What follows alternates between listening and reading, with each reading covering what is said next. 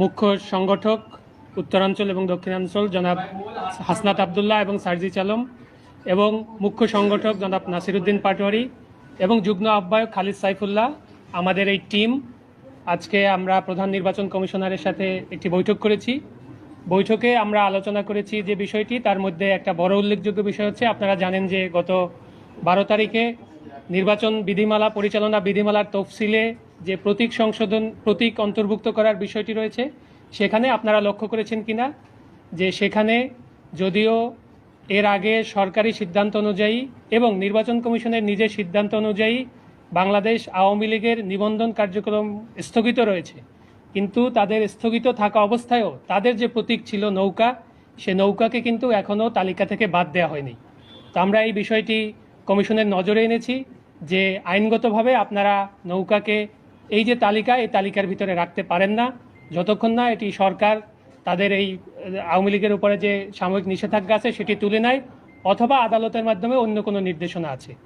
আমরা এই বিষয়টি কমিশনের নজরে এনেছি। কমিশন এটি বিশেষভাবে বিবেচনা করবেন বলে আমাদেরকে জানিয়েছেন এবং তারা এ ব্যাপারে ওখান থেকে এটা বাদ দেওয়ার জন্য যে উদ্যোগটি নেয়ার সেটি তারা নেবেন, তারা এটি আলোচনার আশ্বাস আমাদেরকে দিয়েছেন।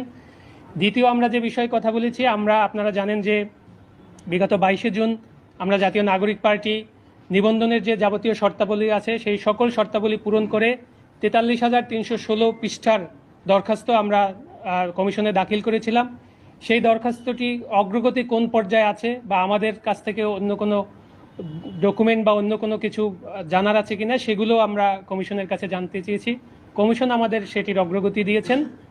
এছাড়া আমরা প্রবাসী যে ভোটার তারা কিভাবে ভোট দিবেন, যে 3টি পদ্ধতি নিয়ে আলোচনা হচ্ছে সেটির অগ্রগতি কি, সেটির ব্যাপারে আমরা জানতে চেয়েছি এবং সেখানেও নির্বাচন কমিশন আমাদেরকে এই বিষয়গুলোতে আপডেট দিয়েছেন।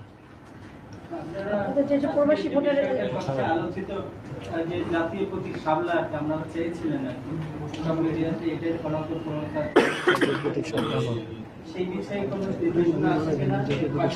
আপনার কি বলছেন যে গাড়ি নৌকার কথা বলেছেন, প্রতীক হিসাবে এখনো আছে, কারণ যতদিন পর্যন্ত নিবন্ধন জামাত দাঁড়িয়ে পাল্লা কিন্তু জামাতের নিবন্ধন স্থগিত ছিল তখনও কিন্তু প্রতীকটা ওইভাবে ছিল তালিকাতে।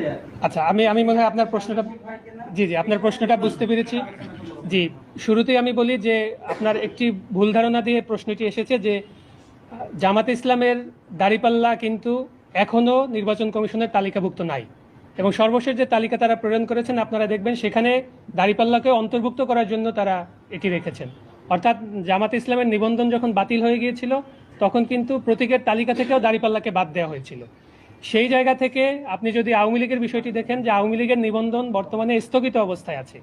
কোনো স্থগিত থাকা বিষয়ের প্রতীক যেটা তাদেরকে বরাদ্দ দেওয়া হয়েছিল সেটি তালিকায় অন্তর্ভুক্ত থাকার সুযোগ নাই। এটি আমরা বলেছি যে যেহেতু আওয়ামী লীগের নির্বাচনী তাদের যে নিবন্ধন সেটি স্থগিত আছে, অতএব তাদের প্রতীকটিও স্থগিত থাকতে হবে, প্রতীকটি এই তফসিলে অন্তর্ভুক্ত রাখার কোনো সুযোগ নেই। দ্বিতীয় প্রশ্নটি হচ্ছে যে আপনি যে একটি প্রশ্ন করলেন, এটি আসলে আমাদের মাঝে কিছু লোকের মাঝে এই ভুল ধারণাটি তৈরি হয়েছে যে জাতীয় প্রতীক আসলে শাপলা, কিন্তু আপনারা যদি সংবিধানের 4-3 অনুচ্ছেদ এবং 1972 সালের একটি অর্ডার আছে এবং 72 সালের এই জাতীয় প্রতীক নিয়ে একটি রুলস আছে, এগুলোর একটি কম্বাইন্ড রিডিং আপনারা দেখেন, সেখানে দেখবেন যে 4টি আলাদা স্বতন্ত্র উপাদান নিয়ে জাতীয় প্রতীকটি গঠিত।